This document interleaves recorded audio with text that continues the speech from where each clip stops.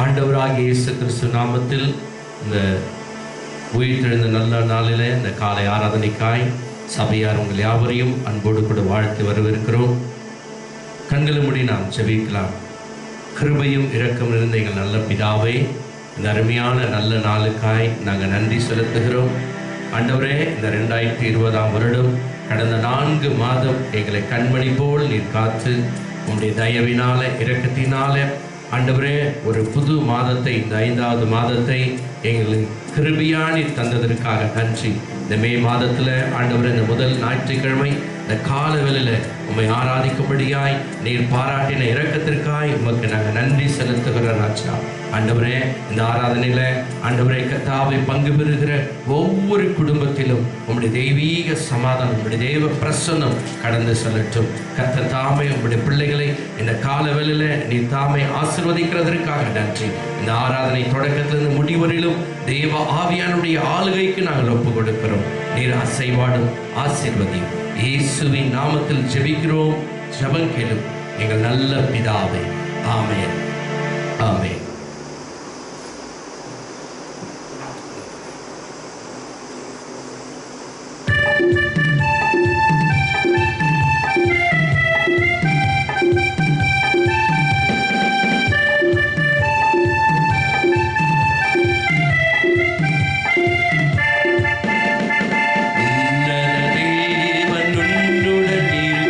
உள்ளமை கலங்காதே,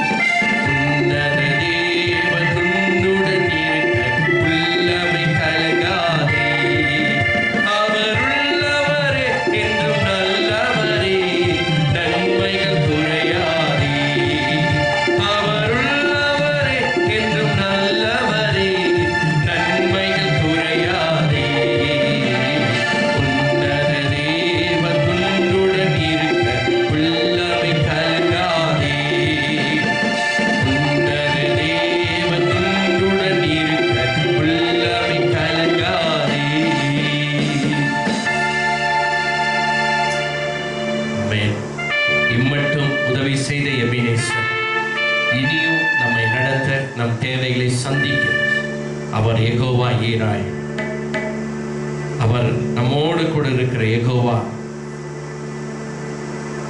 நிசி, நமக்கு வெற்றி கொடுக்கிற தேவனாய், நம்மோடு கூட இருந்து நம்மை கரப்படுத்துகிற தேவனா இருக்கிறார். எபினேஸ்வரே, உம்மை ஆராதிக்கிறோம். ஜீசஸ். Praise the Lord.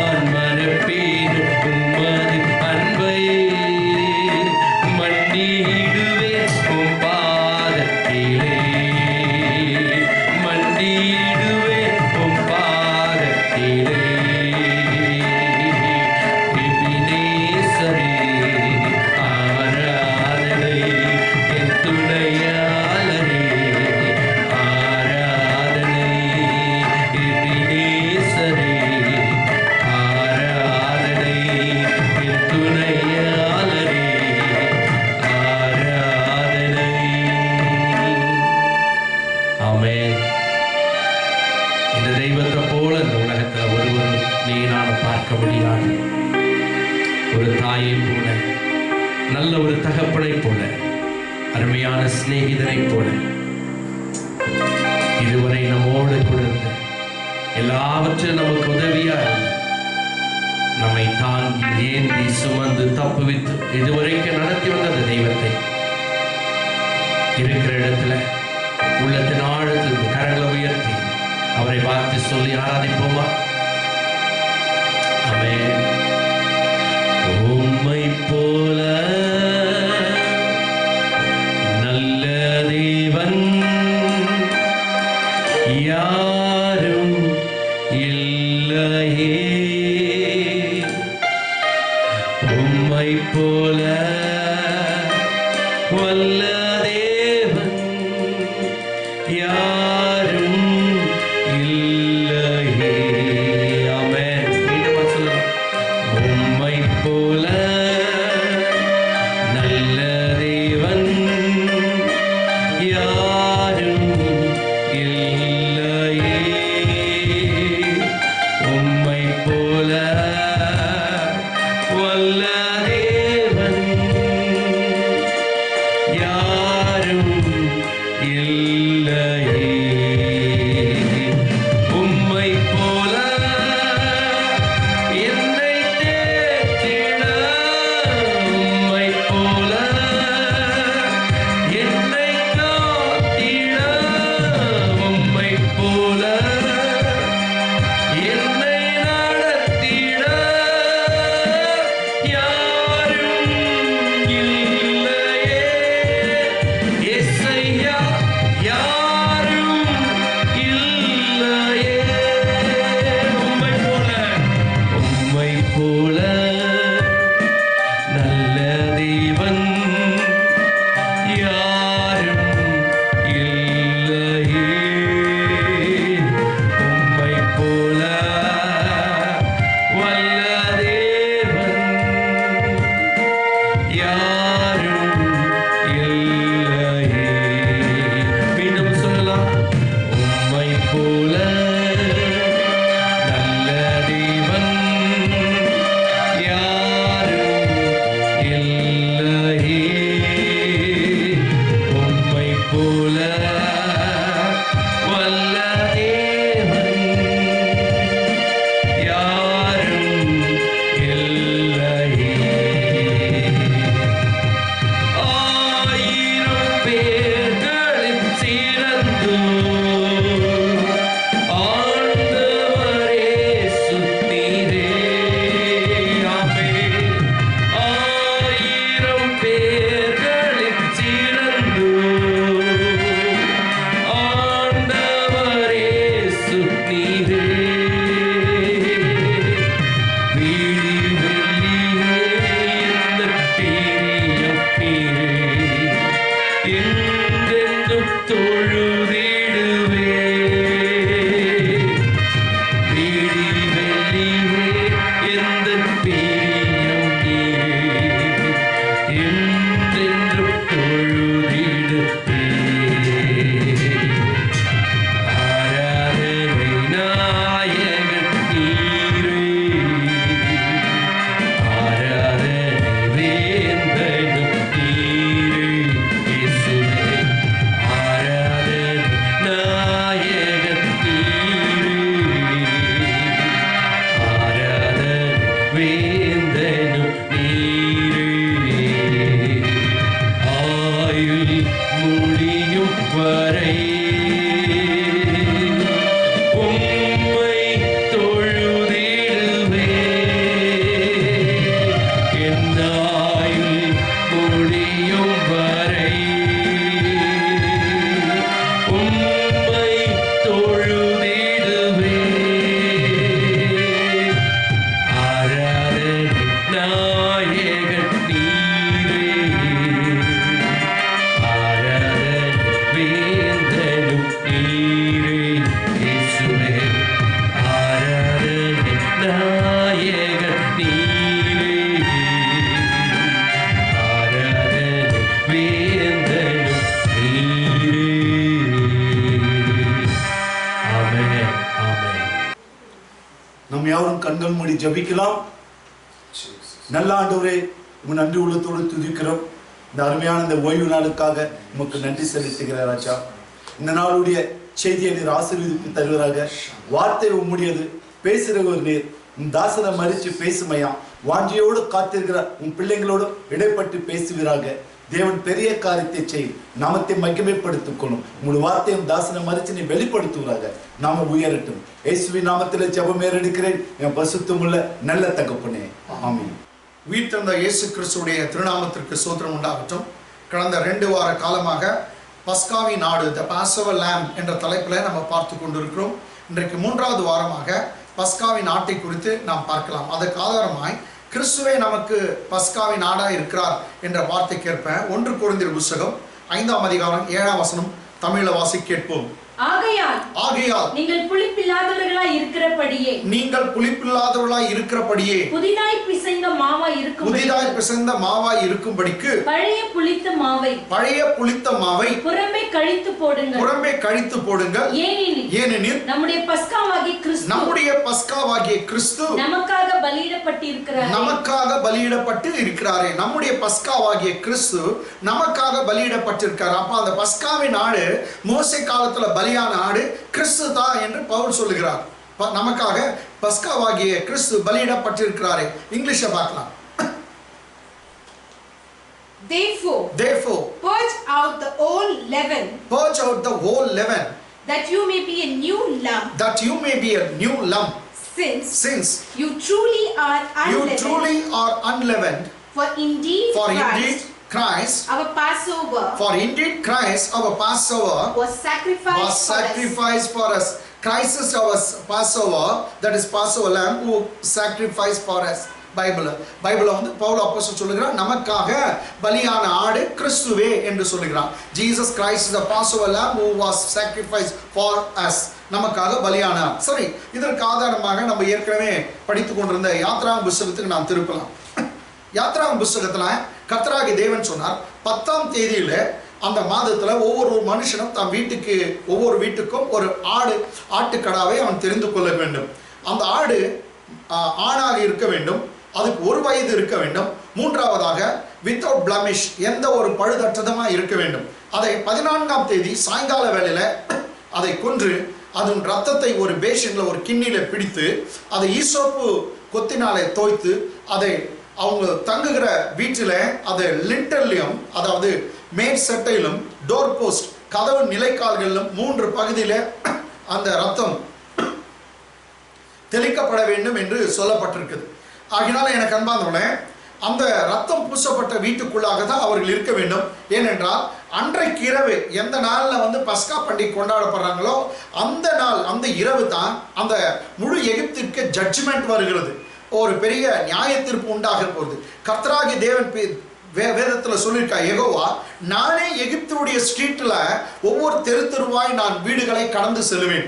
எந்த வீட்டில ரத்தம் இல்லையோ, கதவின் மேல் செட்டையிலும் இன்னுமாய் நிலைக்கால்கள் ரத்தம் இல்லையோ, பூசப்படவில்லையோ, அந்த வீட்டில் இருக்கிற மூத்த பிள்ளைகள், தலைச்சம் பிள்ளைகள் எல்லாரையும், அது மாத்திரம் இல்லாமல் அவங்க வீட்டில் ஆடு மாடு கழுது எது இருந்தாலும், எது குட்டி போட்டிருந்த அந்த முதற் கனி எதுவோ அது அந்த நாளில் இறக்கும், அது சாகும். அப்படிப்பட்ட ஒரு நியாய தண்டனை நான் கொண்டு வருகிறேன் என்று கர்த்தராகிய தேவன் அந்நாளில் சொல்லியிருந்தார். அதனால் இஸ்ரவேல் ஜனங்கள் எல்லாம் வீட்டுக்கு ஒரு ஆட்டுக்கடாவை தெரிந்து கொண்டு அதை சாயங்காலத்தில் அடித்து அதன் ரத்தத்தை ஒரு கிண்ணில பிடித்து ஈசோப்பு தண்டினாலே அந்த ரத்தத்தை தோய்த்து அவங்க தங்குகிற, அவங்க இருக்கிற வீட்டில மேற் சட்டையிலும், அது கதவின் மேற் சட்டையிலும் நிலைக்காலில் பூசி அவர்கள் பத்திரமாய் உள்ளே இருந்தார்கள்.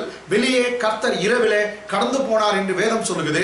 எந்தெந்த வீட்டில் ரத்தம் இல்லையோ அங்கெல்லாம் மரணம், எல்லா வீடுகளிலும் ஆடு மாடுகளும் மரித்தது, நாய்கள் மரித்தது. எந்த முத குட்டி போட்டது எதுவும் அந்த வீட்டுடைய தலைச்சம் பிள்ளை முதற்கனி எல்லாம் மரிக்க நேரிட்டது.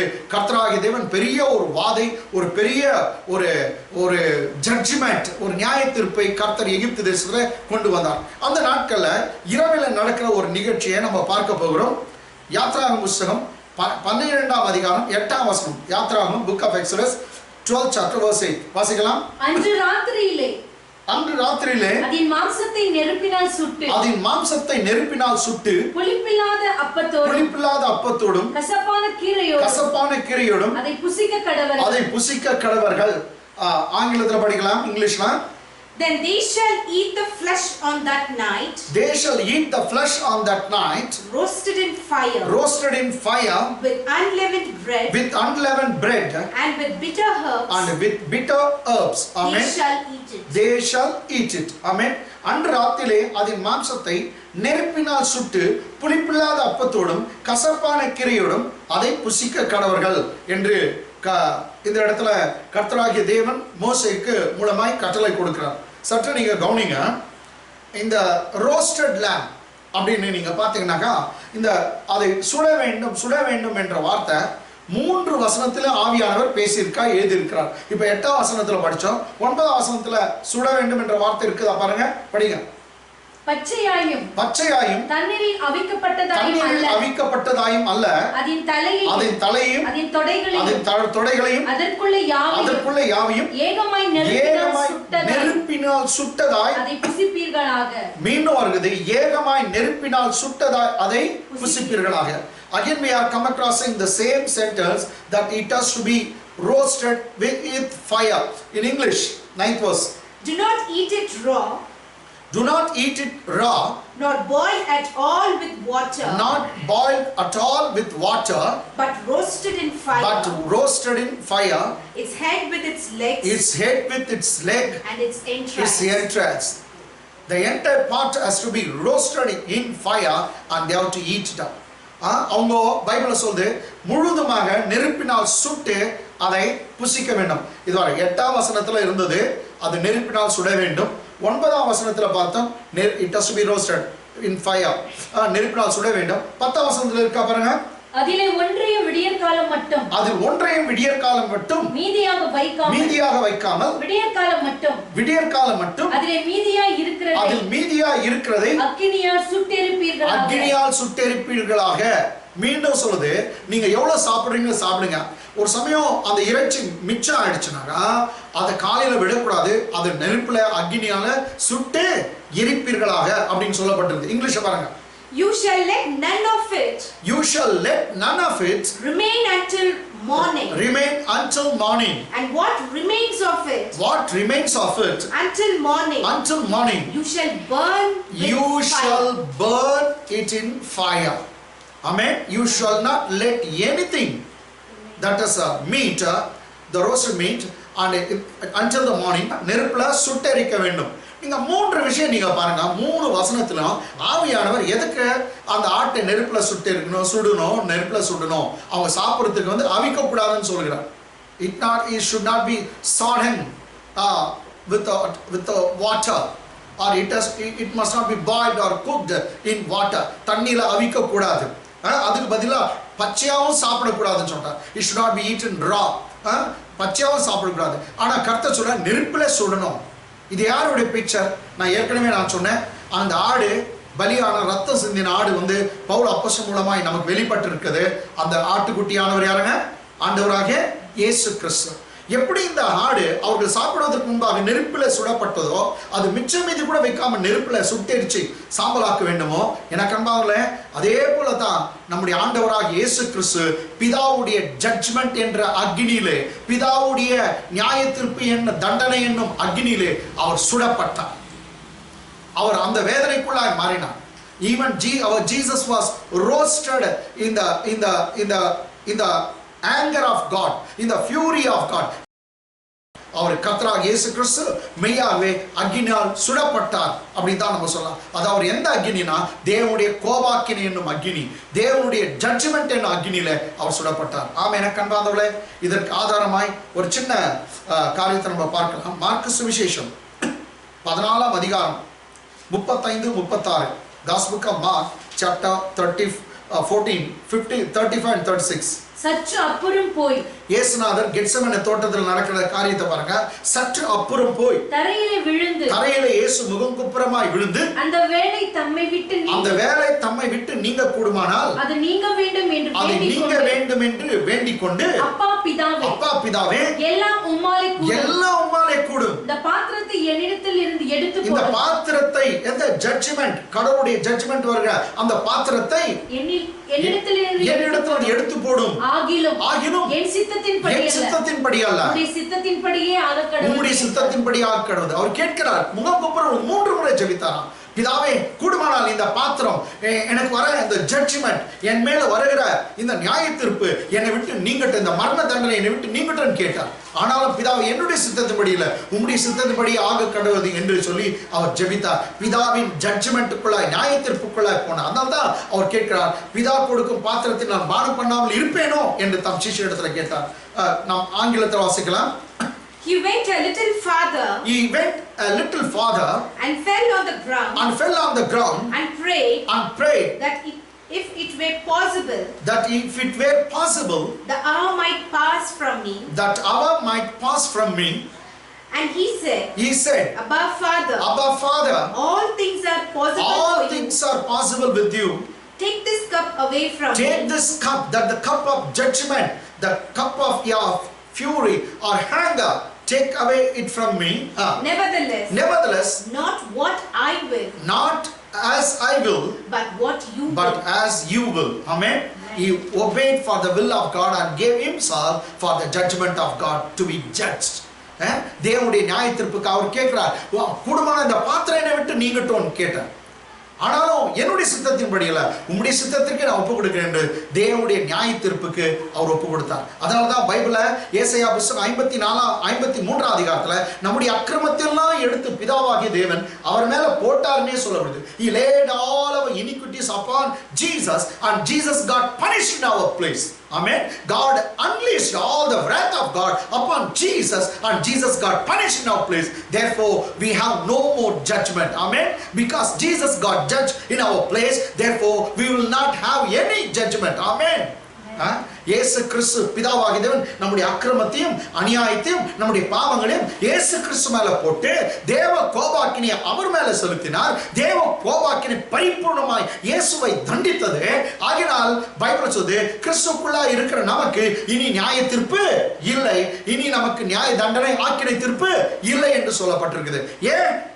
நமக்கு வர வேண்டிய நியாய தீர்ப்பெல்லாம் கிறிஸ்து இயேசு ஏற்றுக்கொண்டதால அவரை விசுவாசிக்கிற உனக்கும் எனக்கும் பாவ மன்னிப்பு நிரந்தரமாக உண்டாகிவிட்டது. இனி உனக்கு எனக்கும் இயேசுவின் நாமத்தில் நியாய தீர்ப்பே இல்லை. அல்லேலூயா, ஆமென். இயேசு கிறிஸ்து பிதாவினுடைய தண்டனை உள்ளானார். இதுக்கு இன்னும் ஆதாரமாக அதே மார்க் சுவிசேஷம் 15ஆம் அதிகாரம் 15th chapter, Gospel of Mark 33 and 34th verses. 6 மணி நேரம் முதல் 9 மணி நேரம் வரைக்கும், 6 மணி நேரம் முதல் 9 மணி நேரம் வரைக்கும் பூமி எங்கும் அந்தகாரம் உண்டாயிற்று. 9 மணி நேரத்திலே இயேசு எலோயி எலோயி லாமா சபக்தானி என்று மிகுந்த சத்தமிட்டு கூப்பிட்டார். அதற்கு என் தேவனே என் தேவனே ஏன் என்னை கைவிட்டீர் என்று அர்த்தமாம். இங்கிலீஷ்ல. Now when the 6th hour had come, there was darkness over the whole land. Until the 9th hour. And the 9th hour Jesus cried out with a loud voice, saying, Eloi, Eloi, lama sabachthani, which is translated, my God, why have you forsaken me? Say, surely according to this word, Jesus was under the wrath of God. He was under the judgment of God Almighty. Therefore, that's why he cried out, saying, Eloi, Eloi, lama sabachthani. இயேசு கதறினார், என் தேவனே ஏன் என்னை கைவிட்டீர் என்று கேட்டார். எனக்கம்மாவே, பிதாவாகிய தேவன் தன் சொந்த குமாரனை கைவிட்டார். இது ஏசாயா புத்தகம் 59ஆம் அதிகாரம் 1-2 வசனத்துல சொல்லப்பட்டிருக்கு. 2ஆம் வசனத்துல, உங்களுடைய அக்கிரமங்களே உங்களை பார்க்க கூடாதபடி என் முகத்தை பிரிக்கிறது என்று சொன்னாரே. ஆம், இயேசு கிறிஸ்துவும் பிதாவிடத்திலிருந்து தனிமையாக்கப்பட்டார், பிரித்தார். தேவனுடைய கோபாக்கினை அவர் மேல வந்தது. பிதாவே தன் குமாரனை காணக்கூடாதபடி அவர் அவ்வளவாய் தண்டிக்கப்பட்டார். ஆம், மெய்யாகவே இயேசு கிறிஸ்து தேவ கோபாக்கினை தகனிக்கப்பட்டார் என்று சொல்லலாம். அதுதான் இந்த லேம், இந்த ஆட்டுக்குட்டியை அவர்கள் பச்சையா சாப்பிடக்கூடாதா, அவிச்சு சாப்பிடக்கூடாது, அதை நெருப்பினால் ஏகமாய் சுட்டெரிக்க வேண்டும், சுட்டுதான் அவங்க சாப்பிட வேண்டும். இது தேவ கோபாக்கினை கிறிஸ்து மேல வந்ததை குறித்து அது காண்பிக்கிறது. மீண்டும் 12ஆம் அதிகாரம் யாத்ரா புத்தகம் 8ஆம் வசனத்துல இன்னொரு குறிப்பை நாம் பார்க்கலாம். அன்று ராத்திரியிலே அதின் மாம்சத்தை நெருப்பினால் சுட்டு புளிப்பில்லா அப்பத்தோடும் கசப்பான கீரையோடும் புசிக்க கடவர்கள். ஏற்கனவே புளிப்பில்லா அப்பத்தை பற்றி நான் பேசிவிட்டு இருக்கிறேன். இன்றைக்கு கசப்பான கீரையை பற்றி நான் கொஞ்சம் பேசட்டும். இங்கிலீஷை பார்க்கலாம். Then they shall eat the flesh on that night. They shall eat the flesh on that night. Roasted in fire. With unleavened bread. And with bitter herbs. They shall eat it. They shall eat bitter herbs along with the roasted meat. யோசிச்சு பாருங்க. ஏற்கனவே நான் சொன்ன புளிப்பில்லாத அப்ப unleavened bread வந்து பற்றி நான் பேசி விட்டு இருக்கேன். இப்போ கர்த்தர் எதுக்கு சொல்றாருனாக்கா, நீங்க அந்த ரோஸ்டட் மீட், அந்த சுடப்பட்ட அந்த இறைச்சி, அந்த ஆட்டு மாம்சத்தை நீங்க சாப்பிடணும். அந்த ராத்திரில நீங்க சாப்பிட்டு கொண்டிருப்பீங்க, வெளியே ஜட்ஜ்மெண்ட் வரும். அதை சாப்பிடுகிற சமயத்துல நீங்க கசப்பான கீரையை கூட நீங்க அதுல எடுத்துக்கொள்ள வேண்டும் அப்படின்னு சொல்லுகிறார். பிட்டர் ஹர்ப்ஸ் அப்படின்னு சொல்லு. இது எதை காட்டுகிறதுனாக்கா, எனக்கன்பான இனிமேல உங்க வாழ்க்கையில் நீங்க கண்ட கசப்பை நீங்க பார்க்கவே போறது இல்லை. இனிமேல் அந்த கசப்பை உங்க வாழ்க்கையில் நீங்க பார்க்க போறது இல்லை.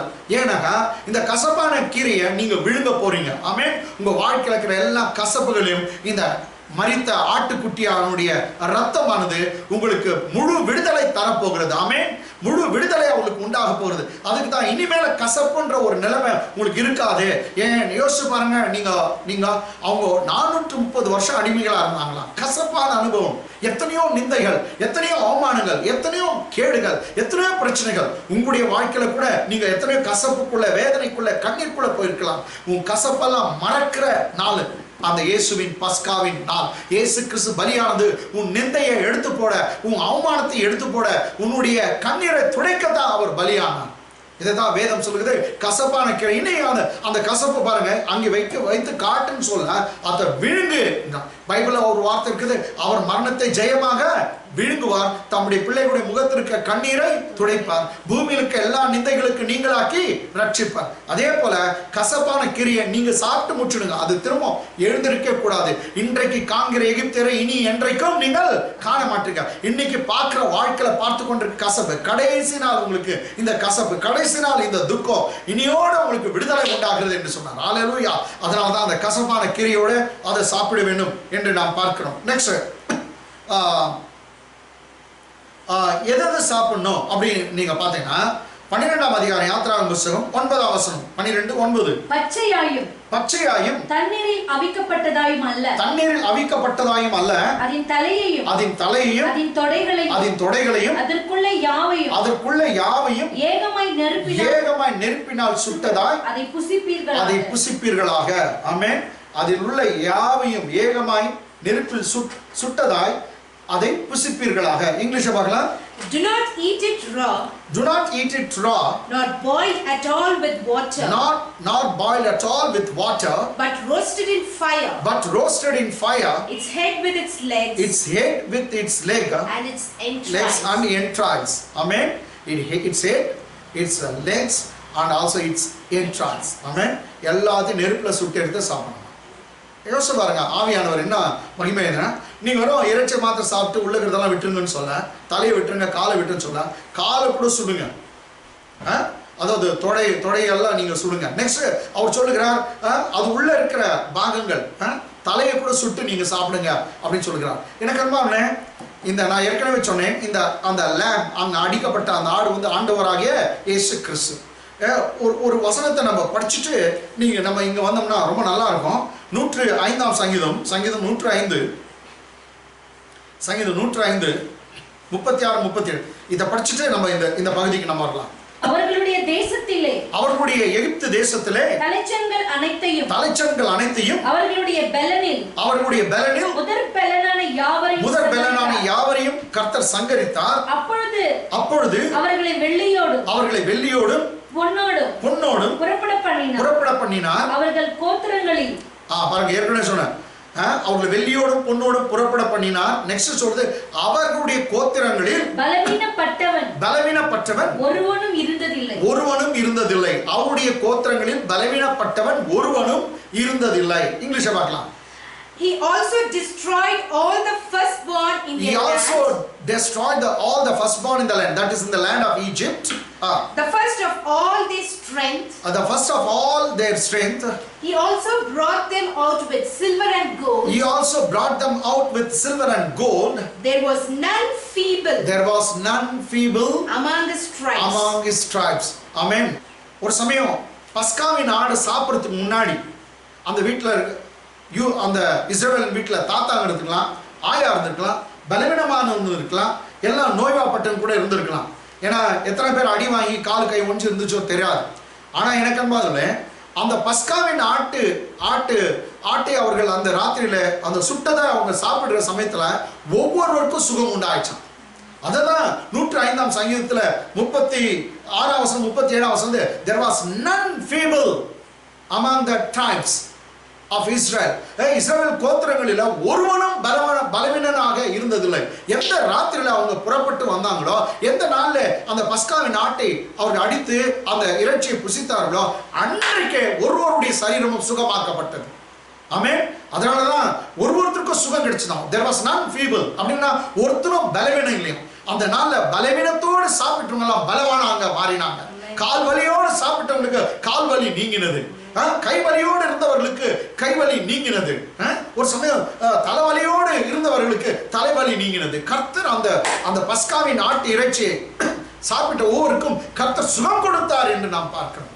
அந்த ஆட்டு என்ன இருக்குது பாருங்க, அவ்வளவு பெரிய அற்புதம். பஸ்காவின் ஆடு என்பது இயேசு கிறிஸ்துவை காண்பிக்குது. இயேசு சொன்னார், என் மாம்சத்தை புசித்து என் ரத்தத்தில் பானம் பண்ணுகிறவன் எவனோ அவன் மரிக்க மாட்டான், அவன் மரித்தாலும் பிழைப்பான், கடைசி நாட்கள் அவன் உயிரோடு எழுப்புவேன், வானத்திலிருந்து இறங்கி வந்த ஜீவப்பம் நானே என்று சொன்னான். என்னை புசிக்கிறவன் என்றென்றைக்கு மறியாமல் இருப்பான் என்று சொன்னான். ஆமென். எனக்கு அன்பார்ந்தவர்களே, இயேசுவுடைய சரீரம் அந்த இடத்துல அந்த ஆடு எதை காண்பிக்குதா, தேவகுமாரன் இயேசு கிறிஸ்துவின் சரீரத்துக்கு ஒப்பா இருக்குது. அந்த ஆட்டின் ரத்தம் இயேசு சிந்தின வெளியேறப்பட்ட ரத்தத்திற்கு ஒப்பா இருக்குது. அந்த நாளில் தான் நீங்க பார்க்க சமயத்தில் பஸ்காவின் நாளில் தான் இயேசு கிறிஸ்துவும் இந்த பூமியில மரித்தார். அந்த இறைச்சியை சாப்பிட்ட ஒவ்வொருக்கும் சுகம் உண்டானதான், ஒவ்வொருக்கும் ஆரோக்கியம் உண்டானது. எப்படி எதை சாப்பிடணும், நீ ஏற்கனவே சொல்ற தலையை சுடுன்னு சொல்றார் கர்த்தர். தலையை சுட்டு நீங்க சாப்பிடுங்க. அது உள்ள இருக்க என்ட்ரன்ஸ், உள்ள இருக்க பாகங்கள், ஒரு சமயம் லிவர் இருக்கலாம், இல்லாவிட்டா ஒரு குடல் இருக்கலாம், இல்லாட்டா அந்த வயிற்று பை இருக்கலாம், பவுல்ஸ் இருக்கலாம். Okay, you have to eat the legs, Bible says thighs, legs and including head and all entrails. நீங்க எல்லாத்தையும் சுட்டு நீங்க சாப்பிடுங்க. எனக்கு நான் ஒன்று சொல்லட்டும், பரிசுத்த திருவிருந்தில் நீங்க எப்போ பங்கேற்கிறீங்களோ, ஒரு சமயம் உங்களுக்கு நெக் பெயினா இருந்தாக, இயேசுவே உன் சரீரமாய் இந்த திருவிருந்து நான் உட்கொள்ளுகிறேன், உன் சரீரமாய் நான் விசுவாசிக்கிறேன், என் நெக் பெயின் நீங்கணும், உன் நெக் நான் சாப்பிட்றேன், உன்னுடைய கழுத்தை நான் சாப்பிடுகிறேன்னு சொல்றேன். ஆமென். ஒரு சமயம் லிவர் ப்ராப்ளம் இருக்கலாம், இயேசுவே உன் லிவர் பீஸா நான் விசுவாசிக்கிறேன், என் லிவர்ல என் ஈரல்ல சுகம் கிடைக்க நான் உண்ணுகிறேன்னு சொல்லுங்க. விசுவாசனால் நீதிமான் பிழைப்பான். நீங்க சாப்பிட்டு பாருங்க, கட்டாயம் உங்களுக்கு சுகம் உண்டாகும். கால் வலியோடு இல்ல காலில் நடக்க முடியாமல் ஒரு பிரச்சனையோடு இருக்கலாம், திருவிருந்து எடுக்கும்போது அப்பா இது உன் கால் தாகமாய் நான் உட்கொள்கிறேன், என் சரீரத்துல ஒரு சுகம் உண்டாகட்டும் கேளுங்க. கர்த்தர் நிச்சயமாய் உங்களுடைய ஜெபத்துக்கு அங்கீகரிப்பார். விசுவாசம் நிச்சயமாய் கிரியை செய்யும். அந்த இடத்துல ஒவ்வொரு அதனால கர்த்தர் சொல்றார், தலையில வியாதி இருக்குதா தலையை சாப்பிடுன்னு சொல்றார் கர்த்தர். கால்களை சாப்பிடுங்க, கால்கள் உங்களுக்கு கால்கள் இருக்கிற வியாதிகள் போகும். உள்ள இருக்கிற எந்த பார்ட்ஸ்ல வியாதி இருந்தாலும் அதை நீங்க சாப்பிடுங்க, அதுக்கு உங்களுக்கு சுகம் கிடைக்கும். அதனால தான் வசனம் சொல்லுது, there was none feeble, ஒருவனாகிலும் அவர்களின் கோத்திரங்கள் பலவீனப்பட்டவன் இல்லை. ராத்திரி அவங்க சாயங்காலம் பலவீனம் இருந்துச்சு, ராத்திரி பலவீனம் நான் என்னைக்கு சாப்பிட்டாங்களோ அந்த பஸ்காவின் பண்டிகைகளை அனுசரித்தாங்களோ என்றைக்கு அவங்க புசித்தாங்களோ அன்னைக்கு அவங்களுக்கு சுகம் உண்டாயிற்று. அல்லேலூயா. பலவீனனும் பலவானாக மாறினான். ஆமென். நோய்வாய்ப்பட்டவன் நோய்கள் சுகமடைந்தது. இன்னும் சொன்னமா ஒரு தாத்தா ஆயாங்களாம் கிழவியா இருந்தவங்களாம் வாலிபனை போல அவருடைய பலம் புதுப்பித்தது. இயேசு கிறிஸ்துடைய சரீரம், இயேசுடைய ரத்தம், அந்த பரிசுத்த திருவிருந்து உன்னை அப்படியே ஆக்கும். விசுவாசித்தால் நீ தேவனுடைய மகிமையை காண்பாய். ஆமென். சோ கர்த்தராகிய தேவன் சொல்லுகிறார், இதெல்லாம் நீங்க சாப்பிடணும். தலையை சாப்பிடணும், கால்களை சாப்பிடணும், உள்ள இருக்க பாகத்தெல்லாம் சாப்பிடணும் அப்படின்னு 9ஆம் வசனத்தை நம்ம பார்த்தோம். ஆமென். சரி, இது இயேசு கிறிஸ்துடைய சரீரத்துக்கு ஒப்பா இருக்குது என்று நான் ஏற்கனவே சொன்னேன். இயேசுடைய சரீரத்தில் எவ்வளவு சுகம் இருந்தது பார்க்கலாங்களா? லூக்கா சுவிசேஷ புத்தகம் 6ஆம் அதிகாரம் 19ஆம் வசனம். Luke chapter 6 verse 19. அவரிடத்தில் இருந்து ஒரு நாள் இயேசு கிறிஸ்து ஊழியத்துல இருக்கிற சமயத்துல நீங்க நடக்கிறத பாருங்க. அவரிடத்துல இருந்து வல்லமை புறப்பட்டு எல்லாரையும் குணமாக்கினபடினாலே. எத்தனை பேரை குணமாக்கிச்சா? எல்லாரையும் குணமாக்கினபடினாலே ஜனங்கள் யாவரும் அவரை தொடும்படிக்கு வகை தேடினார்கள். எல்லாம் இயேசுவை தொடர்ந்து ஓடி வந்தாங்களா? என்ன ரீசன் சொல்லுது? அவரிடத்திலிருந்து வல்லமை புறப்பட்டது. ஆமென். இங்கிலீஷ்ல படிக்கலாங்க. And the whole multitude sought to touch him. For power went out from him.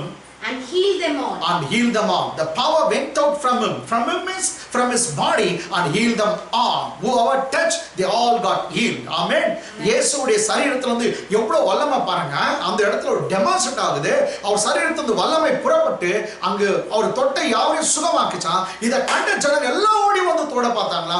தொட்ட யாவரும் சுகமானார்கள். அப்ப இயேசுவுடைய சரீரம் ஒரு நடமாடும் பெரிய ஹாஸ்பிடல் மாதிரி அவருடைய சரீரத்துல கோடிக்கணக்கான மாத்திரைகள், கோடிக்கணக்கான இன்ஜெக்ஷன், கோடிக்கணக்கான ஹாஸ்பிடலுடைய சக்தி, அவருடைய சரீரத்தில் சுகமாக்கும் சக்தி அன்றைக்கு இருந்தது, இன்றைக்கும் இருக்கிறது. ஆமென். அது உன்னையும் சுகமாக்க கூடியதா இருக்குது. பாருங்க நெக்ஸ்ட் மத்தேயு சுவிசேஷம் Gospel of Matthew chapter 14 14ஆம் அதிகாரம் 35-36 வசனம்.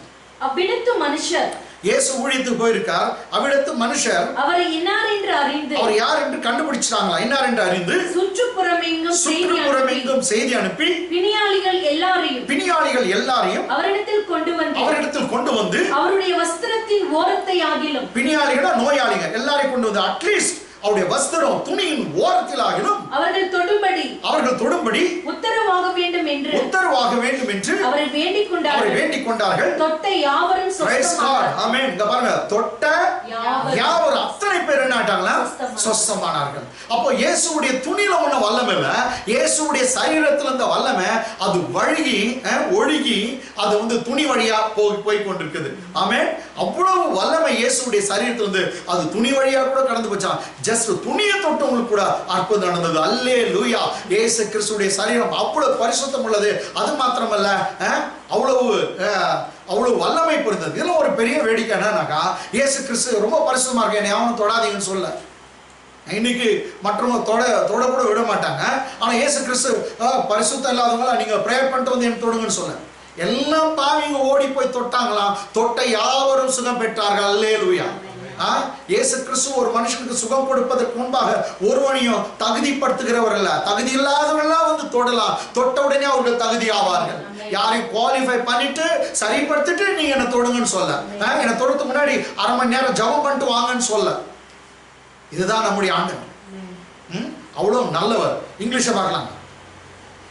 And when the men of that place recognized him, Jesus went to a certain place in order to preach the word of God. The Bible says the men of that place recognized him. They sent out into all that surrounding region. Brought to him all who were sick. In that region. Okay. And begged him that they might only touch the hem of his garment. And as many as touched him, Bible says as many as touched him were made perfectly well. They were made perfectly well. They are all made whole. Amen. அவங்க எல்லாம் சுகம் பெற்றாங்க. தொட்ட எல்லாம் சுகம் பெற்றார்களா? அப்படிப்பட்ட ஒரு சரீரம் தான் இயேசு கிறிஸ்துவுடைய சரீரம். சுகத்தை அப்படியே உள்ளடக்கிய ஒரு சரீரம். இதைதான் பிதாவாகிய தேவன் பைபிள்ல பார்க்கிறோமா? நம்முடைய மீறுதல் நிமித்தம் அவர் காயப்பட்டு நம்முடைய அக்கிரமத்தின் நிமித்தம் நொறுக்கப்பட்டார். நமக்கு சமாதானத்தை உண்டு பண்ணும் ஆக்கினை அவர் மேல் விழுந்தது. அவர் தழும்புகளாலே சுகமானார். Father God truly judged him. Bible says he was wounded. Jesus was wounded for our transgression. He was bruised for our iniquities. The chastisement of peace was upon him, and by his stripes we are healed. Amen. இயேசுவோட 2 திருடங்க சிலுவையில் அறைந்தாங்க. அவர்களை அந்த 2 திருடர்களையும் சாட்டையினால் அடித்தார்கள் பைபிள்ல சொல்லலாம். இயேசு கிறிஸ்துக்கு மாத்திரம் விசேஷ அந்த கசையடி, விசேஷ அந்த ஸ்கோர்ஜிங். ஆமென். Jesus took the 39 scourges, 40 minus 1, 39 scourges on his back. இயேசு கிறிஸ்து 39 சாட்டையடிகளை அவர் முதுகிலே வாங்கினார். அவருடைய முதுகெல்லாம் உடப்பட்ட நிலம் போல ஆயினதான். ஏன்? முழுவதும் உள்ளே எல்லா சுகமும் இருக்குது. He received stroke upon stroke, stroke upon stroke. When he gets a strength, immediately our healing has come out. Amen. இயேசு கிறிஸ்து ஒரு அடி வாங்குற சமயத்துல நமக்கு சுகம் வெளியே வந்து விழுந்தது. ஆமென். அவரை ஒரு அடி அடிக்கிறாங்க, ஒரு படார் அடிக்கிறாங்க, நமக்கு வேண்டிய சுகம் வெளியே வருகிறது. ஒரு சமயம் கேன்சருக்கு வேண்டிய சுகம் வெளியே வந்து விழுகிறது. ஆமென். இன்னொரு அடி படார் அடிக்கிறாங்க. இயேசு கிறிஸ்து when he received the second stroke, he received on his back the stripe, second stripe. Again the healing came out of his body. ஒரு சமயம் so heart problem, cardiac arrest ஆனவங்களுக்கு சுகம் கொடுக்க வேண்டிய சுகம் வந்தது. ஆமென். அதே மாதிரி கொரோனா வைரஸ்க்கு சுகம் கர்த்தராகிய இயேசுவின் சரீரத்திலிருந்து வந்துச்சு. எல்லா வைரஸ்க்கும் சுகம் வந்துடுச்சு. நீங்க விசுவாசங்க. அவர் காயங்களாலே, அவர் தழும்புகளாலே நீ நானும் சுகம் ஆவோம் சொல்ல, ஆவ போறோம் சொல்ல, சுகம் ஆனீர்கள், சுகம் ஆனீர்கள். Already you got healed by his stripes. அவர் சரீரத்தால சுகமானீங்க. விசுவாசிங்க. ஒரு சமயம் நோய்வாய்ப்பட்டிருக்கவங்க உங்க மேலே கை வச்சு சொல்லுங்க, இயேசுவின் சரீரத்தினாலே நான் சுகமானேன். நான் பஸ்காவின் ஆட்டை நான் புசிக்கிறவன், திருவிருந்து எடுக்கிறவன், நான் விசுவாசத்தில் எடுக்கிறேன். இயேசுவின் தழும்பினாலே சுகமானேன், சுகமானேன், சுகமானேன் சொல்லுங்க. விசுவாசத்தை பேசுங்க. நீங்க பலவீனமா இருக்கும்போது, நோயா இருக்கும்போது இப்படி பேசுங்க, நீங்க கட்டாயம் சுகமாவீர்கள். ஆமென். சுகம்ன்றது கர்த்தரிடத்துல இருந்தா வரும். கேட்டாங்களா? கர்த்தரை எப்படின்னா உபயோகப்படுத்தலாம், டாக்டர் உபயோகப்படுத்தலாம், மருந்து உபயோகப்படுத்தலாம், மாத்திரை உபயோகப்படுத்தலாம், எப்படின்னா இருக்கட்டாங்க. ஆனா சுகம்ன்றது கர்த்தரிடத்துல தான் வரும். அவர் சொல்ற நான் உன் பரிகாரியாக கர்த்தர். மீனிங்னா நான் உன்னை சுகமாக்குற கர்த்தர். கட்டாயம் கர்த்தர் அவருடைய சரீரத்திலிருந்து அப்படிப்பட்ட வல்லமை இருந்தபடினால்தான் அவர் கர்த்தருடைய வார்த்தை சொல்லுது, எல்லாத்தையும் சாப்பிடுங்க. ஆமென். விசுவாசம் நீங்க அப்படி சாப்பிடுற சமயத்துல மெய்யாக அற்புதம் நடக்கும். நெக்ஸ்ட் அடுத்து நம்ம பார்க்கிற சமயத்துல அதை தீவிரமா புசிக்கணும். 12th chapter verse 11, 12ஆம் அதிகாரம் வசனம் 11. அதை புசிக்க வேண்டிய விதமாவது, அதை புசிக்க வேண்டிய விதமாவது, நீங்கள் உங்கள் அறைகளில் கச்சை கட்டிக்கொண்டும் உங்கள் கால்களில் பாதரட்சை தொடுத்துக்கொண்டும் உங்கள் கையில் தடி பிடித்துக்கொண்டும் அதை தீவிரமாய் புசிக்க கடவீர்கள். அது கர்த்தருடைய பஸ்கா. Book of Exodus 12th chapter verse 11 in English. And thus you shall eat it. With a belt on your waist. Your sandals on your feet. And sandals on your feet. And your staff in your hand. So you shall eat it in haste. It is the Lord's Passover. Amen. You must eat it in haste, for this is the Lord's Passover. நீங்க தீவிரமா புசிக்கணும், அவசரமா புசிக்கணும். ஏன்னா இது கர்த்தருடைய பஸ்கா அப்படின்னு சொல்லப்பட்டது. எப்படி புசிக்கணுமா பாருங்க. அதை சாப்பிடும்போது இது ரொம்ப வினோதமா இருக்குதுங்க.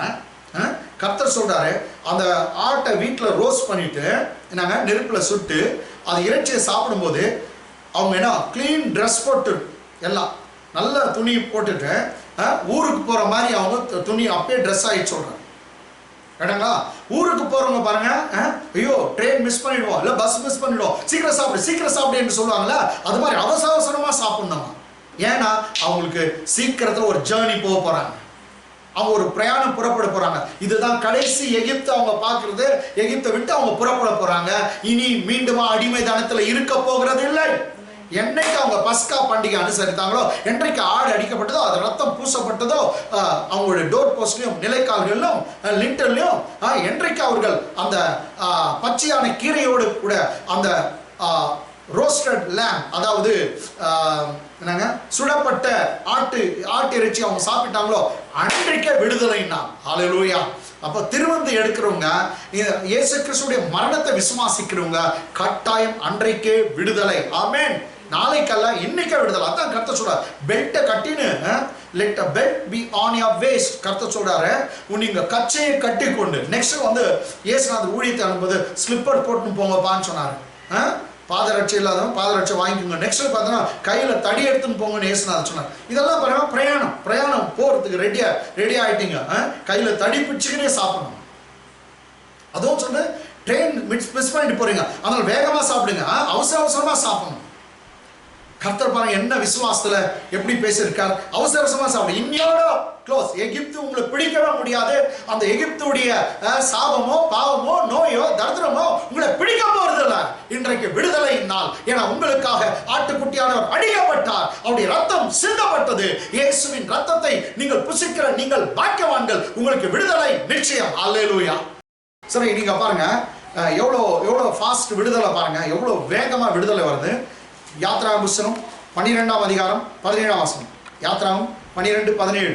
புளிப்பில்லா அப்ப பண்டிகையை ஆசரிப்பீர்களாக. அதாவது அன்னைக்குதான் அது கொண்டாடுறது. புளிப்பில்லாத அப்ப பண்டிகை ஆசரிப்பீர்களாக. இந்த நாளில் தான் நான் உங்கள் சேனைகளை எகிப்து தேசத்திலிருந்து புறப்பட பண்ணினேன். பாருங்க, கர்த்தர் சொன்னார் எந்த ராத்திரி நீங்க சாப்பிடுறீங்களோ அந்த ராத்திரி தான் நான் புறப்பட பண்ணினேன். ஆகையால் உங்கள் தலைமுறை போதும் புறப்பட, உங்களுடைய சேனைகள் புறப்படும். எகிப்தை விட்டு போயிடுவீங்க. நீங்க இனி பாவத்துல எகிப்துல அந்த அடிமை இடத்துல இருக்க போறது. எந்த ராத்திரி அந்த இறைச்சி நீங்க சாப்பிடுறீங்களோ, பஸ்காவின் நாட்டு இறைச்சி சாப்பிடுறீங்களோ, அன்னைக்கு உங்களுக்கு விடுதலை. உங்களுடைய சேனைகளை நான் எகிப்துல இருந்து புறப்பட பண்ணினேன்னு சொல்றார். இன்னும் பாருங்க வசனம் 33ஆம் வசனம் 34ஆம் வசனம். எகிப்தியர் நாங்கள் எல்லாரும் சாகிறோமே என்று சொல்லி தீவிரமாய் ஜனங்களை தேசத்திலிருந்து அனுப்பிவிட அவர்களை மிகவும் துரிதப்படுத்தினார்கள். ஃபோர்ஸ் பண்றாங்க. போயிடுங்க பாருங்க. அதான் கர்த்தர் சொன்னா தீவிரமா சாப்பிடுங்க, சீக்கிரமா சாப்பிடுங்க. ஏன்னா நீங்க தீவிரமா சீக்கிரமா வெளியே வர போறீங்க. உங்களுக்கு விடுதலை ரொம்ப ஃபாஸ்டா வரும். எவ்வளவு ஃபாஸ்டா நீங்க சாப்பிடுறீங்களோ அவ்வளவு விடுதலை சீக்கிரமா வரப்போகிறது. எனக்கு அன்பானே, அற்புதத்தை எதிர்பாருங்க. சீக்கிரத்துல நீங்க காத்து கொண்டிருக்க அந்த காத்திருப்பு சீக்கிரத்துல முடிவடைய போகிறது. கர்த்தர் வெற்றி தர போகிறார். உங்களுக்கு விடுதலை உண்டாக போகிறது. கர்த்தர் ரொம்ப சில நேரத்துல பொறுமையா இருந்து சீக்கிரமா செய்து முடிப்பாருன்னு அவர் சொல்லுது. பொறுமையா இருப்பாரா, நடக்கும்போது ஸ்டார்ட் ஆச்சுன்னா அவங்களுக்கு ரொம்ப ஸ்பீடா போயிடும். இன்றைக்கு அந்த ஸ்பீடா போகிற இன்றைக்கு இந்த இரவு தான் என்று கர்த்தர் சொல்கிறார். ஆமென். இங்கிலீஷ் பாருங்க. And the Egyptians urged the people. And the Egyptian urged the people that they might send them out of the land. That they might send them out of the land in haste. For they said, we shall all be dead. We shall all be dead. Amen. They chase them out of the land, Bible says, hastily, because they said we shall all be dead. Amen. நம்ம எல்லாம் செத்துடுறோம், நம்ம எல்லாம் சாகுறோம். அதனால அனுப்பி அவங்களை துரத்துனாங்களா. அவங்க விடுதலை சீக்கிரமாய் வருகிறது. அல்லேலூயா. அவங்களுடைய விடுதலை நேரம், அற்புதத்தின் நேரம், அதிசயத்தின் நேரம், வெற்றியின் நேரம் வெகு சீக்கிரமாய் வந்தது. ஆமென். அதனால தான் கர்த்தர் ரொம்ப ஃபாஸ்டா நீங்க சாப்பிடுங்கன்னு சொன்னார். ரைட்டுங்களா? 41ஆம் வசனம் பாருங்க. அதே சாப்டர்ல 40 verse 1 41. 430 வருஷம் முடிந்த அன்றைய தினமே. அன்னைக்கு தான் முடிதான். கர்த்தர் பாருங்க எல்லாம் டைம் வச்சிருக்கிறார். கொஞ்சம் ஒரு நாள் முன்னியே இல்ல, ஒரு நாள் பின்னியே இல்ல.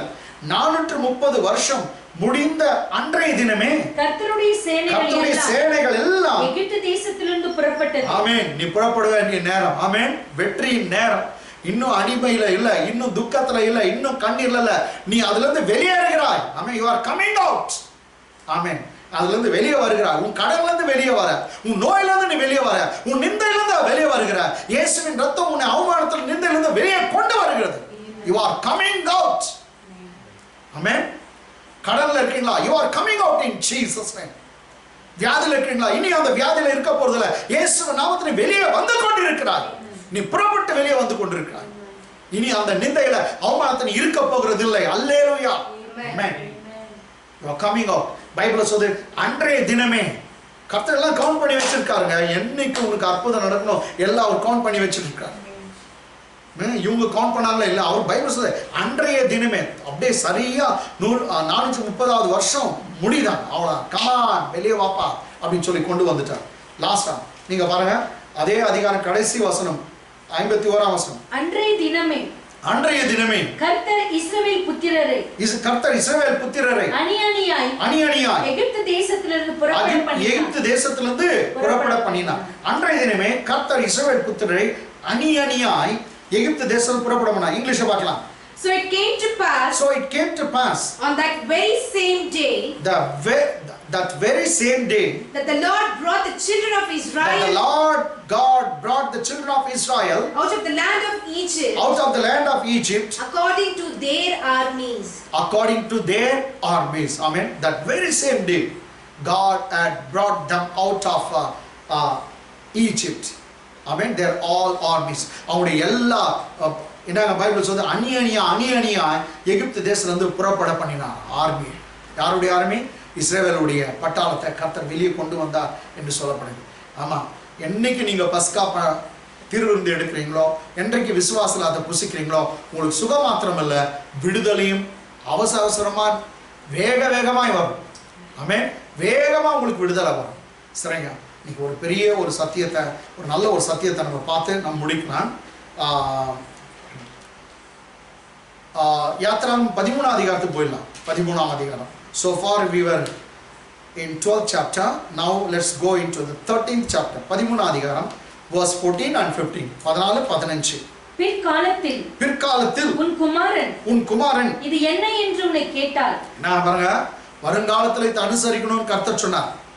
அப்ப இஸ்ரவேல் ஜனங்க ஒரு சமயம் இந்த பஸ்கா பண்டிகை வருங்காலத்துல அவங்க செய்கிற சமயத்துல அவங்களுக்கு பிறக்கிற பிள்ளைங்க கேட்குவாங்க, என்னப்பா இந்த பண்டிகை அப்படின்னு கேட்டாங்கன்னா என்ன பதில் சொல்லணும்? மீண்டும் படிங்க. பிற்காலத்தில் உன் குமாரன் இது என்ன என்று உன்னை கேட்டால், நீ அவனை நோக்கி கர்த்தர் எங்களை பலத்த கையினால் அடிமைத்தன வீடாகிய எகிப்தில் இருந்து புறப்பட பண்ணினார். எங்களை விடாதபடி. சரி, இங்கிலீஷ்ல படிக்கலாங்க. 14th verse. So it shall be when your son asks you in time to come, when your son asks you when in time to come, saying what is this, that you shall say to him, then you shall say to him, by strength of hand the Lord brought us out of by Egypt. The strength of hand, or by mighty hand of God that brought us out of the land of Egypt. Amen. Okay, 15th verse in Tamil. 15ஆம் வசனம் தமிழ்ல. எங்களை விடாதபடிக்கு பார்வோன் கடினப்பட்டிருக்கும் போது கர்த்தர் எகிப்து தேசத்தில் மனிதரின் தலைப்பிள்ளை முதல் மிருகஜீவன்கள் தலைவீற்றுகள் வரைக்கும் உண்டாயிருந்த முதற்பேறுகள் யாவையும் கொன்று போட்டார். கர்த்தர் கொன்று போட்டார். ஆகையால் கர்ப்பம் திறந்து பிறக்கும் ஆண்களை எல்லாம் நான் கர்த்தருக்கு பலியிட்டு என் பிள்ளைகளில் முதற்பேர் அனைத்தையும் மீட்டுக் கொள்ளுகிறேன் அப்படின்னு பதில் சொல்லணுமா பேரண்ட்ஸ்? பிள்ளைகள் முதற்பேர் அனைத்தையும் மீட்டுக் கொள்ளுகிறேன்.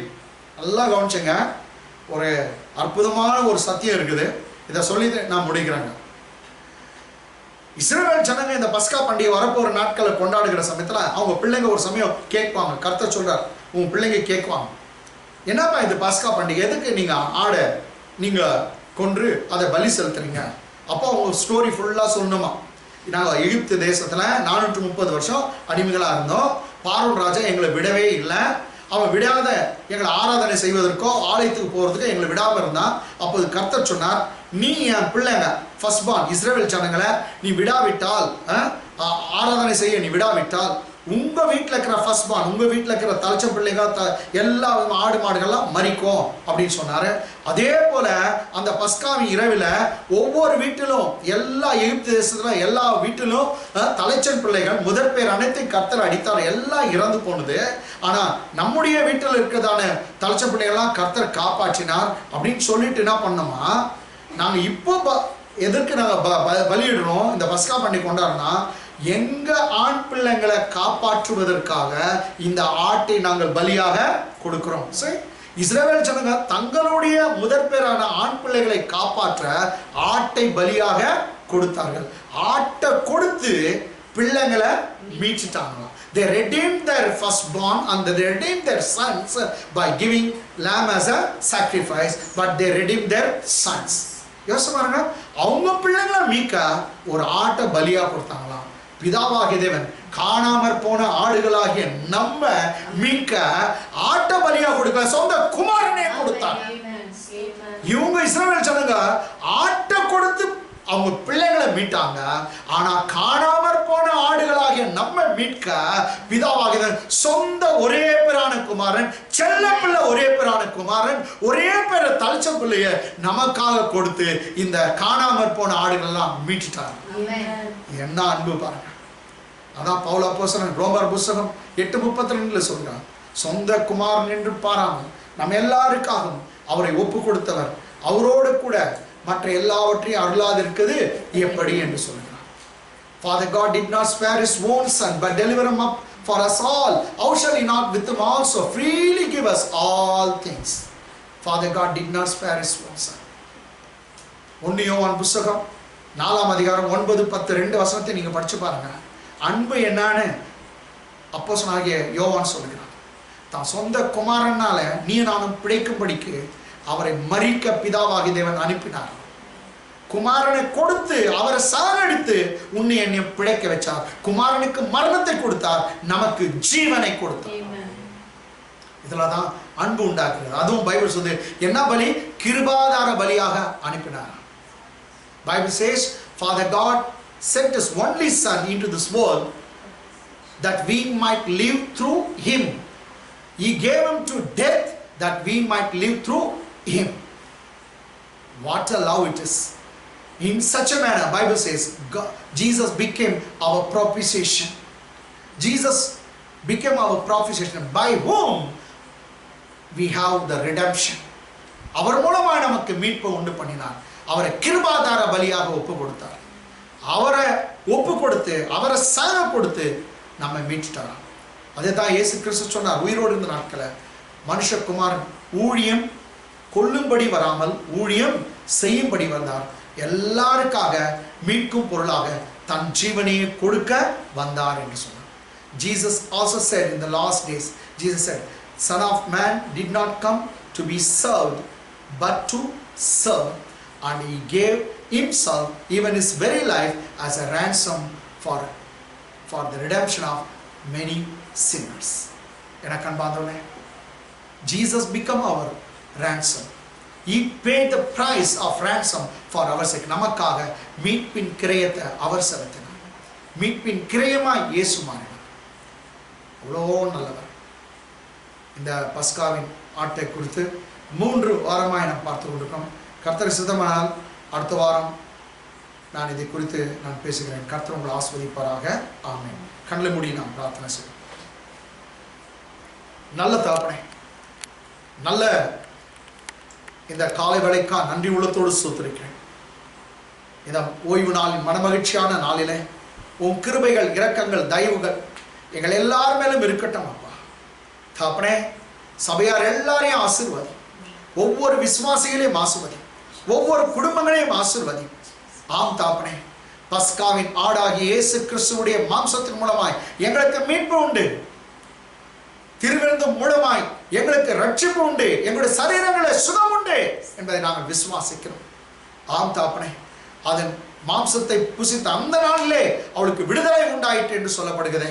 ஆம் தகப்பனே, விசுவாசம் எத்தனை பேர் திருவிருந்து எடுக்கிறாங்களோ அன்றைய தினமே அவளுக்கு இயேசுவின் நாமத்துல விடுதலை உண்டாவதாக, அற்புதம் நடப்பதாக. இயேசு கிறிஸ்துவை விசுவாசிக்கிற ஒவ்வொருக்கும் அற்புதங்களை, அடையாளங்களை பெற்றுக் கொள்வார்களாக. மீட்பின் நாளாய் ஒவ்வொருக்கும் இன்றைக்கே அது அமைவதாக.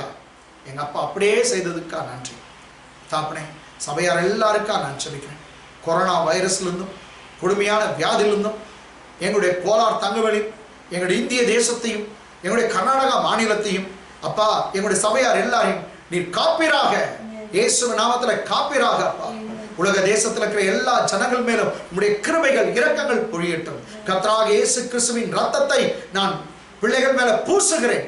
உன் பாதுகாப்பை கட்டளையிடுகிறேன். கர்த்தர் நீ அப்படியே செய்ததுக்காக நன்றி, விடுதலைக்காக நன்றி. கர்த்தராகிய இயேசுவின் நாமத்திலே ஜெபிக்கிறேன் நல்ல பிதாவே. ஆமென், ஆமென். தலைகளை தாழ்த்தி தேவனுடைய ஆசீர்வாதத்தை பெற்றுக்கொள்ளும்.